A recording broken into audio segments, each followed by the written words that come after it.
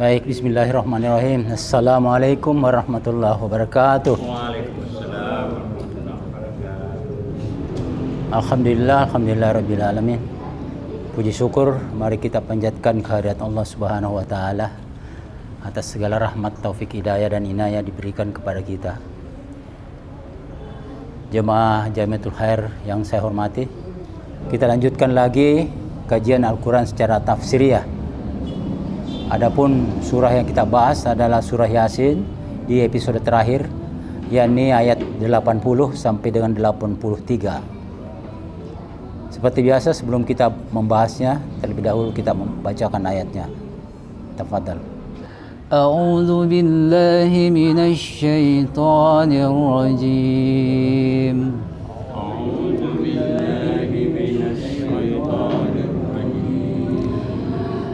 الذي جعل لكم من الشجر الأخضر نارا فإذا أنتم منه توقدون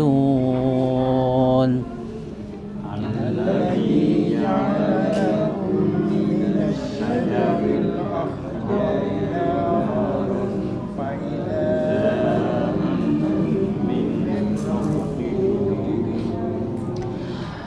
أوليس الذي خلق السماوات والأرض بقادر على أن يخلق مثلهم أوليس الذي خلق السماوات والأرض بقادر على أن يخلق مثلهم بلى وهو خلاق العليم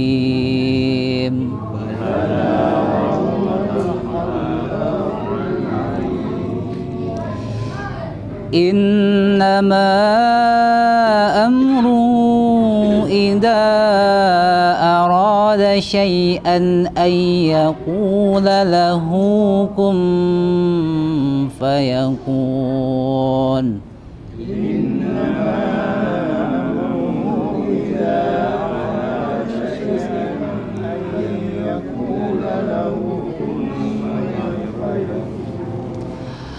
فسبحان الذي بيده ملكوت كل شيء وإليه ترجعون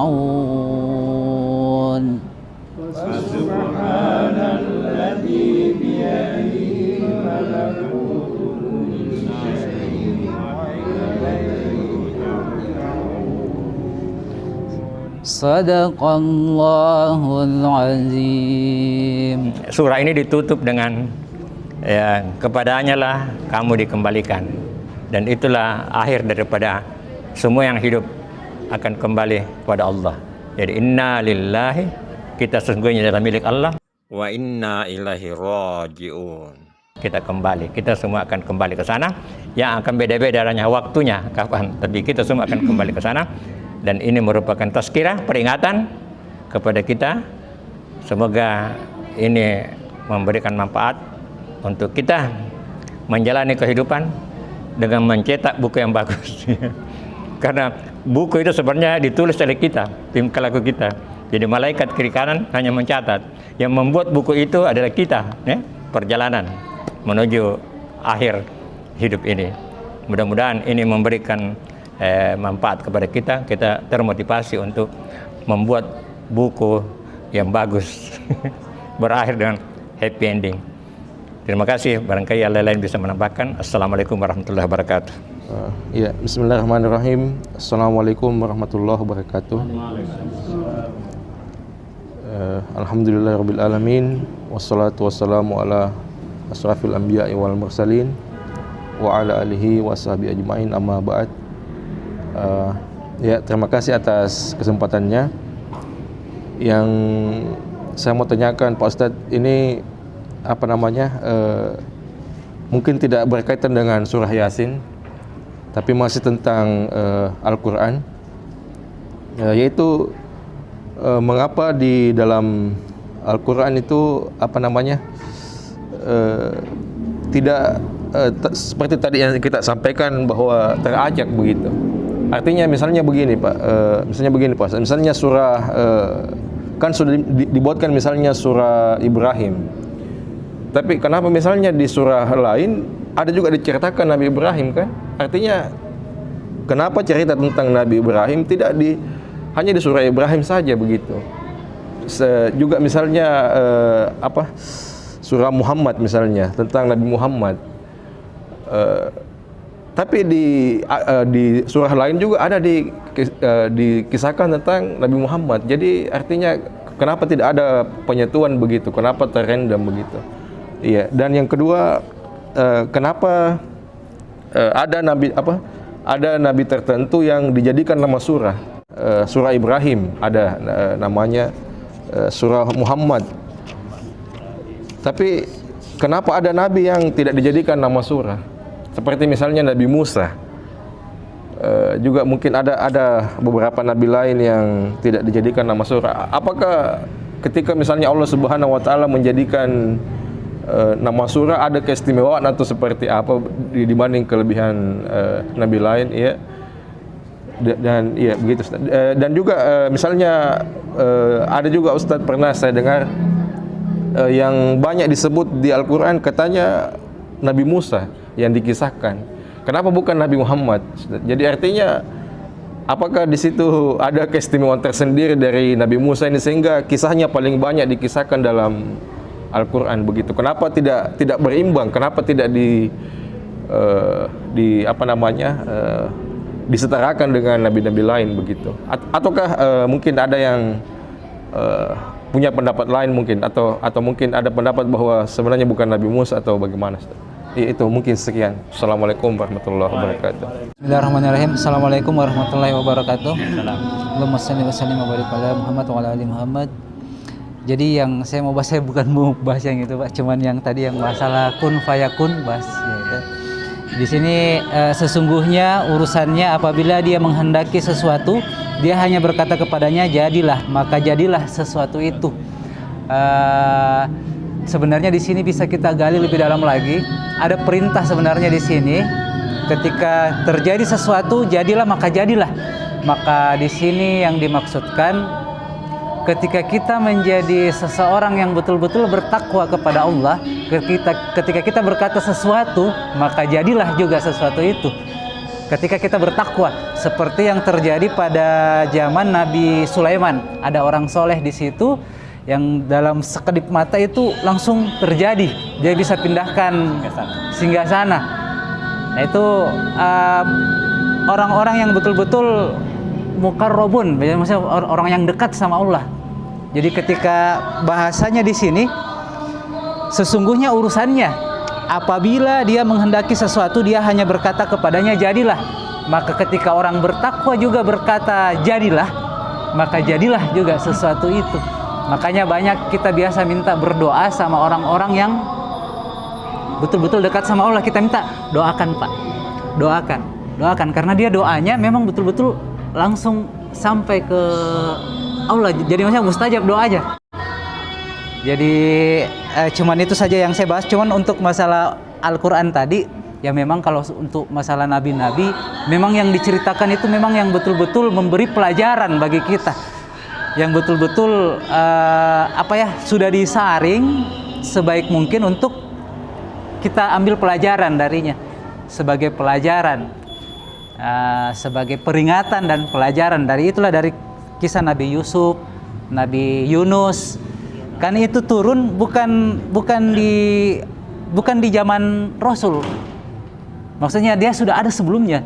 Jadi yang nama surat yang tadi memang makanya diulang-ulang, makanya terkadang kita baca di ayat ini, kok terulang lagi di ayat ini, karena memang yang namanya peringatan, warning itu berulang-ulang. Kalau yang menurut pengetahuan saya, jadi maksudnya memang selalu berulang-ulang. Ya ayyuhallazina amanu, berulang-ulang lagi. Ya ayyuhallazina amanu, berulang-ulang lagi. Jadi memang kenapa di surat ini ada, di sini juga ada, karena memang kita diulang-ulangi. Namanya juga warning, peringatan. Kalau peringatan pasti diulang-ulang, bukan cuma satu kali. Kita pelajaran juga, pemberi peringatan sebagai pembelajaran bagi kaum-kaum yang sesudahnya kita nanti pemulai yang sebelumnya kan kita yang belajar nantinya seperti itu. Terus untuk yang ini yang tadi kun fayakun, nah memang di situ banyak sekali wirid dipakai Pak untuk kalau untuk mau yang gitu maksudnya yang apa. Nah cuman memang di sini ada kun ini, jadi memang ada yang kita tahu sholawat yang paling pertama tercipta, sholawat yang paling pertama kali diucapkan ini di dunia di situ pakai kun. Jadi sholawat yang pertama tercipta kun sholli ala Muhammad fayakun. Nah itu yang paling pertama, kun sholli ala Muhammad fayakun. Itu biasa kalau kita pakai juga baca apa ya, ada energi tersendiri nantinya juga Pak, kita bisa pakai kalau kita mau pakai belajar. Sama sebenarnya juga pada saat kita selesai membaca surat Yasin ini ada doa yang khusus memang kita baca untuk setelah kita selesai baca surat Yasin ini. Terus amalannya juga biasanya kita baca 40 kali Pak. Biasanya di malam Jumat kasih cukup 40 orang baca, baru kita bisa minta hajat di situ. Ini amalan untuk surat Yasin ini. Ya, sedikit analisis dari saya tentang ayat terakhir itu. Fa subhanalladzi biyadihi malakutu kulli syai'in wa ilaihi turja'un. Bahwa Maha Suci Allah, segala sesuatu itu ada dalam genggaman Allah Subhanahu wa taala dan kepadanya kita dikembalikan. Maksudnya semua hal bismillah ya. Jadi misalnya saja kita dapat kebaikan dari Allah, dari seseorang, itu bismillah, itu bukan sesuatu yang kebetulan. Jadi misalnya tiba-tiba saja ada orang berbuat baik sama kita, tidak pernah kita harapkan orang itu berbuat baik. Nah, itu sebenarnya itu kode ataupun bahkan mungkin perintah Allah, utusin orang ke sana, bantu itu orang. Usaha memang penting, tetapi semuanya Allah yang mengendalikannya. Makanya Yasin ini ditutup dengan fa subhanalladzi biyadihi malakutu kulli syai'in wa ilaihi turja'un. Ya, segala sesuatu itu dalam genggaman Allah, dalam kekuasaan Allah. Ya. Ini juga memberi pelajaran kepada kita bahwa kita tidak bisa berlaku sombong terhadap apa yang kita miliki, ya, baik ilmu maupun segala macam, harta, kekayaan dan segala macam. Karena itu hanya merupakan titipan Allah Subhanahu wa taala. Jadi Quran ini memang unik ya. Satu-satunya surah yang dibuat secara beruntun dari awal sampai akhir itu adalah surah Yusuf. Di situ. Surah Yusuf itu sama dengan roman, dari kecil itu yang tidak ada di tempat lain lagi, itu utuh. Dan itu terletak pada surah ke-12. Uniknya itu dia membahas 12 topik. Surah Yusuf itu ada asmara, ada perjuangan, ada ekonomi, ada pemerintahan. Di surah ke-12 dengan membahas 12 topik. Ini Quran. Tadi itu sudah disampaikan bahwa itu berulang-ulang karena sebagai tazkirah peringatan berulang-ulang, dan juga ini menunjukkan bahwa Quran ini bagaikan beton, ada kawat-kawatnya. Kawat-kawat itu menyatu sehingga dia utuh. Jadi dari berbagai tempat diciptakan. Itu juga menganjurkan kepada kita bahwa kita baca itu harus whole, total, jangan hanya berpegang pada surat tertentu. Dan ada memang kitab itu, dan saya sementara mencari dengan Pak Ismail, Quran, ayat Al-Quran ditafsirkan oleh ayat lain juga, dan ada itu. Ya, itu, dan mudah-mudahan kita dapatkan itu, tapi sampai sekarang belum. Mengenai penamaan itu nama itu memang Allah yang menentukan itu melalui malaikat kepada Rasulullah. Jadi sebelum ini disusun sudah ada nama-nama itu. Jadi di zamannya Utsman itu sesuai dengan petunjuk Rasul, sudah ada petunjuk Rasul, ada hadis tentang susunannya ini. Ya, jadi itu. Mengapa nama ini tidak ada namanya, hanya namanya memang itulah mungkin yang menjadi pemikiran sampai sekarang, apa hikmahnya. Satu-satunya nama perempuan yang ada di Quran surah Maryam. Satu-satunya perempuan. Dan Abu Bakar yang begitu dekat dengan Rasulullah tidak ada namanya. Bahkan tidak disebut namanya, tidak pernah disebut. Dia katakan saja orang kedua di dalam gua. orang kedua dalam gua. Itu apa artinya? Artinya kita bisa memposisikan diri sebagai seorang Abu Bakar. Makanya dia tidak sebut. Dan Quran ini sebenarnya dia tidak menitikberatkan di esensinya yang penting ya. Dan beda nama dengan topik.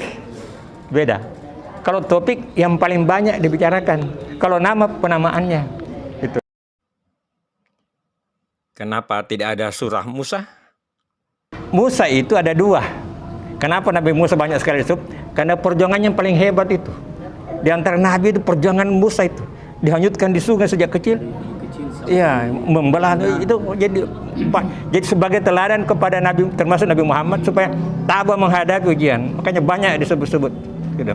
Dan yang kisah kedua, katanya itu dia ingin jadi ketika dia lihat itu diperlihatkan tentang ini banyak sekali umatnya Nabi Muhammad yang paling banyak tuh. Dia disebut itu bahwa umatku yang besar. Disampaikan bahwa ada umat yang lebih besar, Nabi yang lebih besar umatnya. Dia ingin besar umatnya karena dia kan memang kita orang agresif itu Musa tuh. Ada bilang ada yang lebih besar umatnya itu Nabi Muhammad akhir zaman. Dan begitu kan begitu saya disebut saja banyak kali. Itu ada kisah begitu. Makanya dia baca permintaannya begitu. Kalau begitu biarlah saya yang banyak disebut dalam kitabnya itu. Wallahu alam. Jadi itulah ya.